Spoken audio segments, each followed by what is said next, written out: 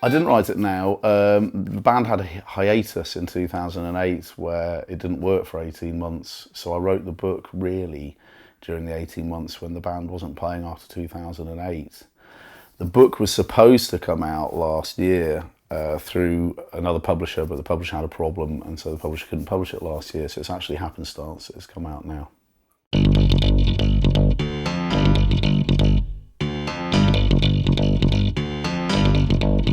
So the chronology of the book actually has been moved around by the editor because you have to keep the tense in the present tense. I mean, obviously the end of the book was I ended up not being in the band anymore, but that was more to do with the fact that the band took an 18 months hiatus than I wrote the book. Right. So it's actually, to answer your question, I didn't deliberately decide to have me leaving the band as the end of the book. What happened was that happenstance led to it being the end of the book, and also one of the general trends that led to me leaving the band was the band not working for 18 months.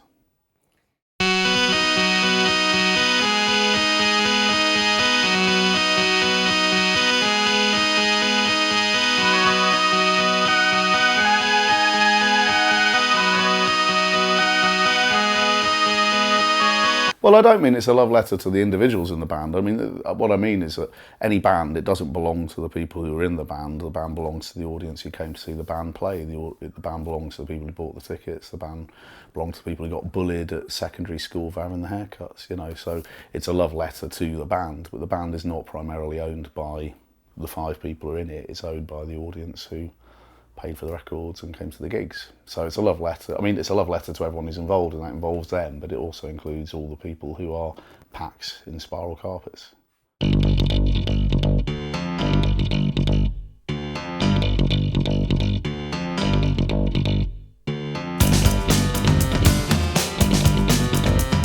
The reason for doing the Beast Inside is 3 or 4 reasons. One reason is that it's not anyone's fault, but there was a bit of a lack of clarity about who was actually in Spiral Carpets. So when the gigs that the lads have done this year successfully, when they went on sale, you know, they told people on Facebook and they told people on Twitter that I wasn't in the band, but the general audience had no idea that I was not in the band. So one reason to do The Beast Inside was it's an album that I sang on, Stephen didn't sing. Stephen Holt, who sings, he's the singer in the Spiral Carpets now, he never sang any of the songs on it. So it's an album where, you know, I could do this album and it's not really treading on their toes because they are doing a mixture of the older tracks that they did with Stephen Holt and they're doing greatest hits. So I wanted to go and do a tour which was stuff that we're all proud of, however well it went down originally, but one that isn't treading on their toes.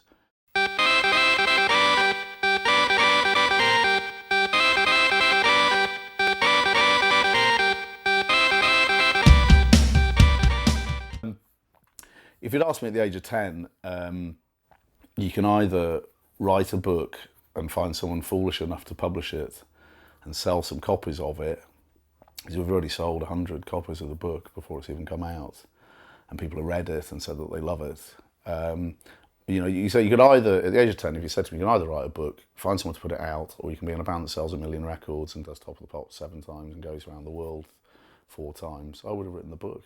That's what I would have done from the word off. Or if you'd said to me, you could be an actor and you could, I don't know, you could be an actor and you could do Shakespeare somewhere, I'd probably do that. I don't think it was always obvious that I'd be in a band. I think there's a lot of different things I could have done.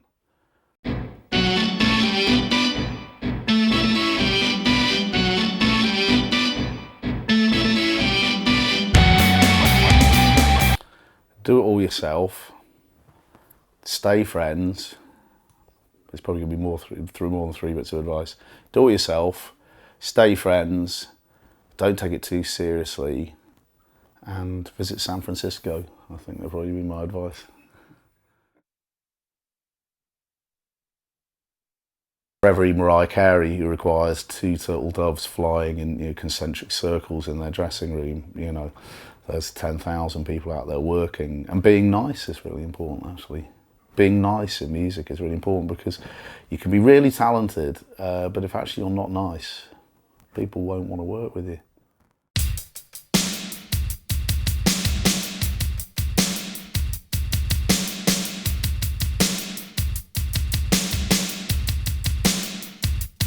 One thing that Noel did was, and this was very wise of him because he's quite a wise person, and what a fantastic what a fantastic genius he was, you know, but he took the template of what we did and then he did exactly the opposite.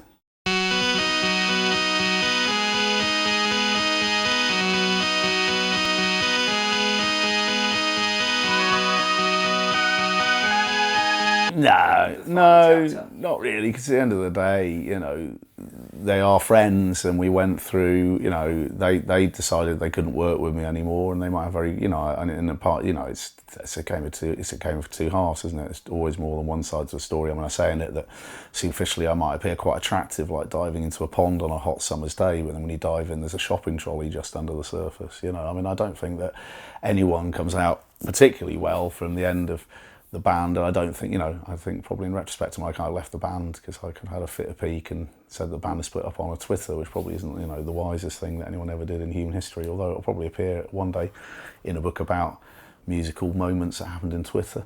But it was just one of those things, isn't it? We'd worked together for much longer than most bands do, and I didn't have to be really that careful about what I wrote about it, because it's a love letter to the band and the audience. I'm not trying to say I was right. I'm not trying to say that they were wrong. It was just, you just get to that point where you always have to put the music first, and you always have to put the camaraderie first, and you always have to put the friendship first. And if that's not being done, then, you know, the wheel comes off. Don't know.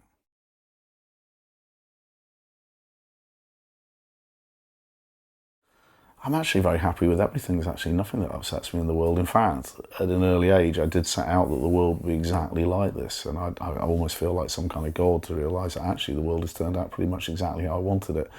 The only two differences I would have had is that Peter Purves would have been a dictator in North Korea, and Norah Jones, well, she'd just be in jail now, really.